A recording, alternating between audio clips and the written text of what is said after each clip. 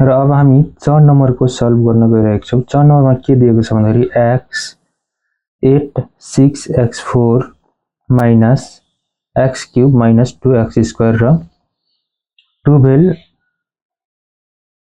2x को power 6 plus 3x को power 5 र x को पावर 4 दिएको छ।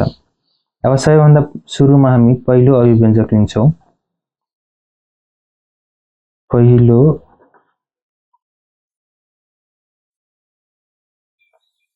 अभिव्यञ्जक रहेको छ हाम्रो 8 6x को power 4 plus x cube minus x square। अब यो तीनटैमा हाम्रो कमन के छ त भन्दाखेरि x square कमन छ, त्यही भएर x square लाई हामी बाहिर राख्छौं। x square बाहिर राख्दाखेरि बाँकी कति बच्ने भयो त 6x square plus x minus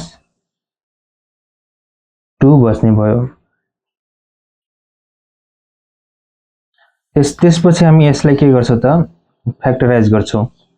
factorise गर्ने नियम के हो त यो दुईटालाई मल्टिप्लाई गर्ने, मल्टिप्लाई गर्दाखेरि कति आउने त 12 आउने भयो र प्लस माइनस गर्दाखेरि यहाँ बीचमा 1 आउनु पर्यो +1 भनेपछि यो दुईटा मल्टिप्लाई गर्दाखेरि कति आयो हाम्रो आउँछ हाम्रो 12 आउँछ। भनेपछि हामीलाई यस्तो संख्या खोज्नु पर्यो जसबाट चाहिँ मल्टिप्लाई गरेर 12 आउनु पर्यो र त्यो संख्यालाई प्लस माइनस गर्दाखेरि 1 आउनु पर्यो। भनेपछि सबैभन्दा सुरुमा हामी 12 into 1 गर्दाखेरि 12 हुन्छ, तर यो दुईटालाई 12 plus 1 गर्दाखेरि कति हुने भयो त 13 हुने भयो, या 12 minus 1 गर्दाखेरि 12 minus 1 गर्दाखेरि कति हुने भयो त हाम्रो 11 नै हुने भयो। भनेपछि यो हाम्रो संख्या होइन। त्यसैगरी अर्को हामी लिन्छौं, अर्को 6 into 2 equals to 12 भनेपछि यो दुईटा संख्यालाई प्लस गर्दाखेरि कति हुन्छ 8 हुन्छ, माइनस गर्दाखेरि 4 हुन्छ। भनेपछि यो संख्या पनि हाम्रो होइन। अर्को 4 into 3 equals to 12 भनेपछि 4 minus 3 गर्दाखेरि कति हुन्छ त हाम्रो 1 आउँछ। भनेपछि हाम्रो यो संख्या हामी यसलाई लिन सक्छौं। अब यो संख्या लिँदाखेरि हामी कसरी लेख्छौं त x square 6x square plus 4x minus 3x minus 2 लेख्छौं। अब 6x square यसलाई हामी बाहिर राख्छौं। अब यो दुईटामा कमन के आउँछ त हाम्रो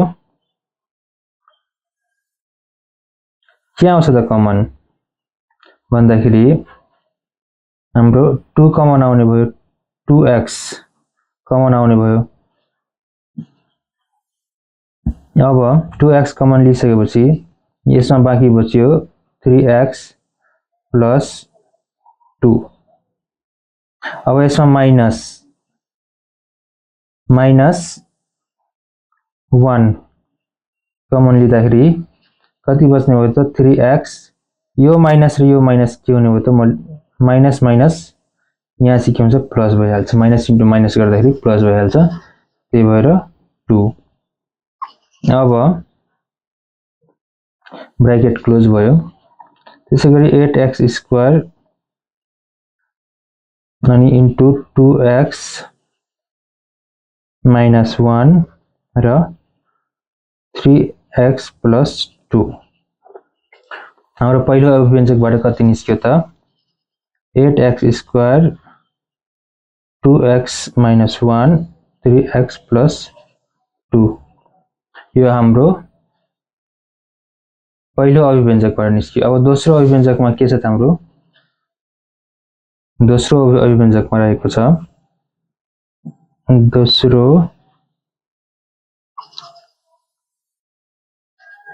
अभिव्यञ्जकमा रहेको छ हाम्रो 12 2x को पावर 6 plus 3x को पावर 5 plus x को पावर 4 रहेको छ। अब यो यसमा चाहिँ कमन के आउँछ त हाम्रो हेरौँ त। यसमा कमन आउँछ x को पावर 4 कमन आउँछ। त्यसैगरी हामी x को पावर 4 लिन्छौँ भनेपछि 12 x को पावर 4 कमन लिँदाखेरि बाँकी बच्यो हाम्रो 2x को स्क्वायर प्लस यसमा x को पावर 4 आउँदाखेरि बाँकी बच्यो 3x र x को पावर 4 लिँदाखेरि यहाँ बाँकी बच्यो 1। अब त्यसैगरी अब हामी अघिल्लो यसमा सल्भ गरे जस्तै हामी यसमा पनि त्यसरी नै सल्भ गर्छौँ, खण्डीकरण गर्छौँ। यो दुईटा मल्टिप्लाई गर्दा 2 नै आउने भयो र यो दुईटा मल्टिप्लाई गर्दा 2 आउँछ भने प्लस माइनस गर्दाखेरि अब 3 आउनु पर्यो भनेपछि 2 × 1 = 2 नै हुन्छ। यसलाई प्लस गर्दाखेरि 3 हुन्छ भनेपछि हामी यसलाई एप्लाई गर्न सक्छौँ।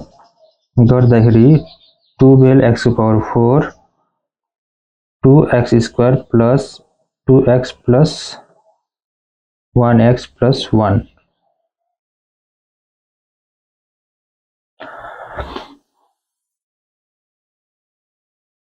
अब त्यसैगरी यो दुईटामा कमन के आउने भयो त 2x कमन आउने भयो भनेपछि बाँकी बच्यो x प्लस 1। त्यसैगरी यो दुईटामा कमन आउने भयो +1 x प्लस 1।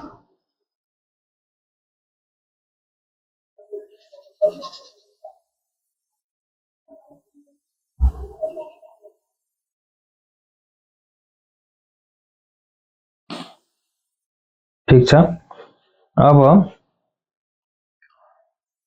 त्यसपछि हामी के गर्छौं भन्दा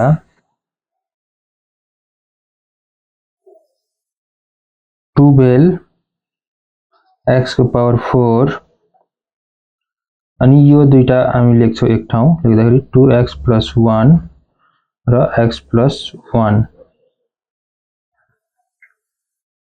अब त्यसैगरी हामी के हेर्छौं भन्दाखेरि यो दुईटामा कमन के आउँछ त पहिलो अभिव्यञ्जक र दोस्रो अभिव्यञ्जकमा भन्दा